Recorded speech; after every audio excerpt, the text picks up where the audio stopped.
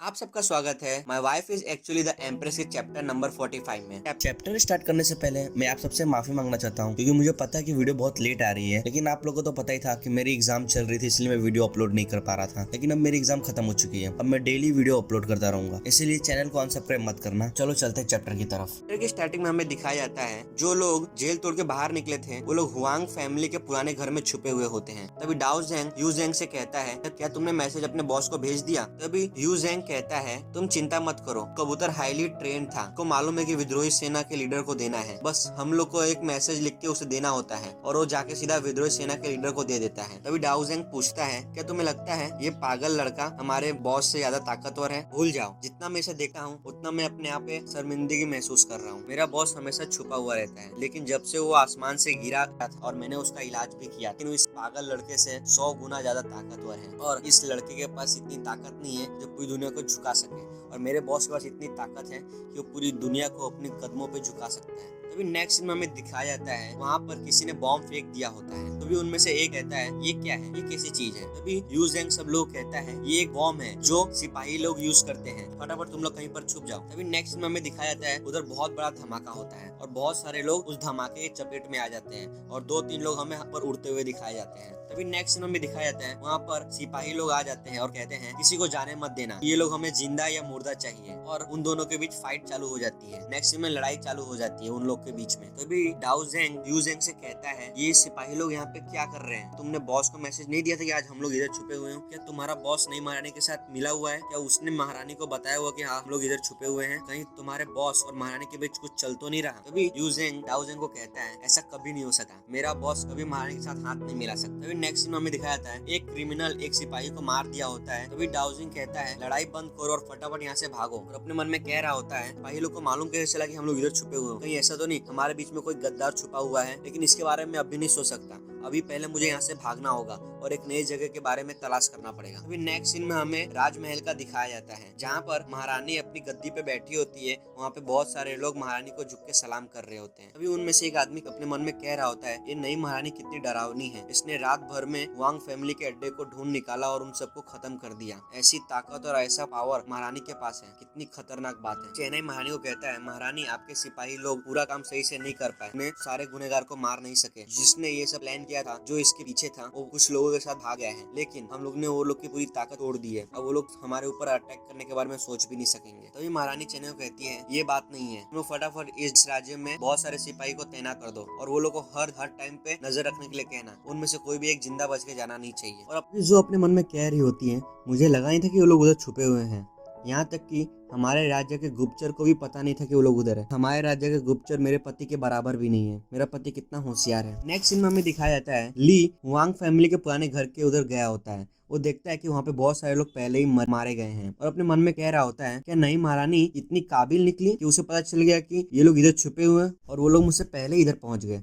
तभी ली की नजर एक दीवार पे पड़ती है जहाँ पर कुछ लिखा हुआ रहता है। तभी ली बोलता है ये तो विद्रोही सेना का सीक्रेट कोड लैंग्वेज है, जरूर उस ह्यू जेंग ने इधर लिखा होगा। और कहता है क्या वो लोग इधर से भाग गए? और ऐसा लगता है वो लोग उस मंदिर में छुपे हैं जहाँ पे पिछली बार ब्लैक गैंग के मेंबर छुपे हुए थे। तभी ली देखता है कि उस दीवार में क्या लिखा हुआ है। उस दीवार में ये लिखा हुआ रहता है क्या तुम महारानी के साथ मिले हुए हो? और ली कहता है क्या उन लोग को ऐसा लगता है कि मैं महारानी के साथ मिला हुआ हूँ और उन लोग की जगह के बारे में मैंने महारानी को बताया हूँ? ली कहता है क्या बकवास है ये, उन लोग को ऐसा लगा भी कैसे कि मैं महारानी के साथ मिला हुआ हूँ? अपनी पूरी जिंदगी में महारानी के साथ कभी हाथ मिला नहीं सकता। तभी ली वहाँ से जा रहा होता और कह रहा होता है ये सब छोड़ो, मैंने जो को वादा किया था कि आज मैं उसे बाहर लेके जाऊंगा, इस बारे में किसी और दिन सोचूंगा। काम करता हूँ इंपीरियल कोर्ट और वांग फैमिली को एक साथ लड़ने देता हूँ, उसके बाद जो होगा वो देखा जाएगा। ये कह के ली वहाँ से जा रहा होता है। नेक्स्ट सीन में हमें दिखाया जाता है जो एक गार्डन में बैठी हुई होती है और वहाँ पे खाना लगा रही होती है और ली के लिए खाना निकाल रही होती है जो जो अपने हाथों से बनाई होती है। तभी ली वहाँ आ जाता है और जो को कहता है मुझे माफ करना मैं थोड़ा लेट हूँ। तभी जो थोड़ा गुस्से से कहती है तुम थे कहाँ पे, इतना टाइम क्यों लगा दिया, क्या तुम फिर कहीं पे फूल लेने के लिए रुक गए थे? तभी ली हंसते हुए जो को कहता है तुमने बिल्कुल सही सोचा, मैं तुम्हारे लिए फूल ही लेने गया था। तभी ली जो को फूल देते हुए कहता है तुम्हें ये फूल कैसे लग रहे हैं, मैंने खास तुम्हारे लिए इन फूलों को चुना है। तभी जो ली को कहती है ठीक है मैं तुम्हें इस बार माफ करती हूँ। तभी जो ली को कहती है इससे मुझे याद आया तुमने कल जिस जगह के बारे में मुझे बताया था वहाँ पे सच में बहुत सारे गुंडे छुपे हुए थे। तभी ली जो को कहता है अगर वो लोग वहाँ पे थे भी तो ये सब काम महारानी को संभालने दो, ये सब हमारा काम नहीं है। तभी जो ली को कहती है तुम गलत तो नहीं हो, लेकिन वो लोग बहुत लोग को पकड़ भी नहीं पाए, उनमें से आधे लोग भाग गए। लेकिन इससे ये अच्छा है कि वो लोग इधर से चले गए, कम से कम मुझे शांति तो मिल रही है। तभी ली जो को हंसते हुए कहता है, ये नई महारानी तो अपने काम में कितनी बेकार है, अगर इसकी जगह पे मैं होता तो मैं उनमें से किसी को भी भागने नहीं देता। तभी जो थोड़ा गुस्सा होकर ली को कहती है, तुम बहुत अपने आप को ज़्यादा समझ रहे हो, महारानी को कितने सारे काम रहते हैं, उसको सिर्फ एक ही काम नहीं करना पड़ता।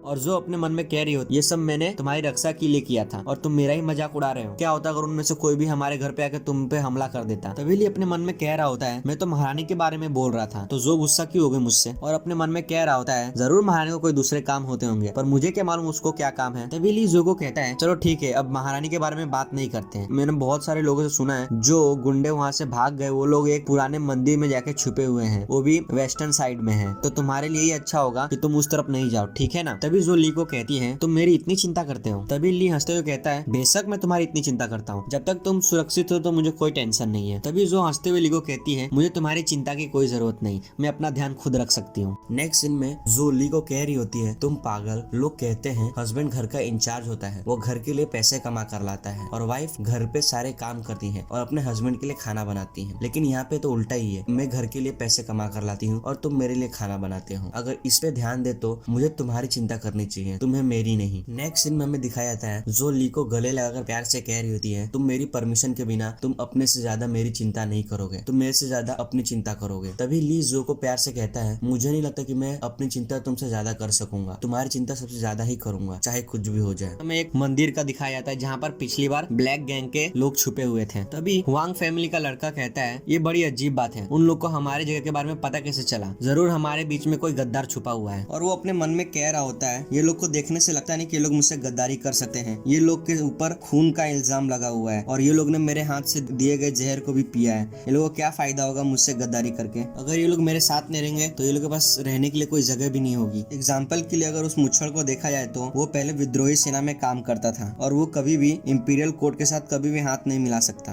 और ये बात बिल्कुल उस आदमी पे भी जाती है, उसको एक बार देखने पे ऐसा लगता है कि वो किसी काम का ही नहीं। और अपने मन में कह रहा होता है, मुझे लगा नहीं था कि इंपीरियल कोर्ट इतने समझदार और इतने ताकतवर होंगे, मैंने अपने दुश्मन को समझने में बहुत बड़ी गलती कर दी। तभी डाओजेंग यूजेंग को कहता है, ये मुच्छड़, अगर इस बार इंपीरियल कोर्ट यहाँ पर आ गई तो मैं पक्का समझूंगा कि तुम्हारे बॉस और ये नई महारानी के बीच में कुछ चल रहा है। तभी यूजेंग डाओजेंग को कहता है, क्या बकवास कर रहे हो, मेरे बॉस की पहले ही शादी हो चुकी है और वो दोनों एक दूसरे से बहुत प्यार करते हैं, तुम ये कह के मेरे बॉस की इंसल्ट कर रहे हो। तभी डाओजेंग यूजेंग को कहता है, अच्छा ये बात है, लगता है कि तुम अपने से ज्यादा अपने बॉस पे ज्यादा विश्वास करते हो। तभी यूजेंग कहता है, बेशक मैं अपने बॉस पे ज्यादा विश्वास करता हूँ, अगर इंपीरियल कोर्ट यहाँ पर आके हमला भी कर देगी तो तुम ये चुपचाप बैठे रहना, मैं सब कुछ संभाल लूंगा। नेक्स्ट सीन में हमें दिखाया जाता है, उन दोनों के पीछे किसी ने बॉम्ब फेंक दिया होता है। तभी डाओजेंग यूजेंग को देख के मुस्कुरा रहा होता है और यूजेंग कहता है, अभी ये क्या हुआ, अभी अभी मैंने कितनी बड़ी बड़ी बातें डाओजेंग को कही थी, लेकिन अभी देखो इंपीरियल कोर्ट यहाँ पर आई गई। यहाँ पर चैप्टर 45 खत्म होता है। अब हम मिलेंगे अगली बार चैप्टर नंबर 46 में।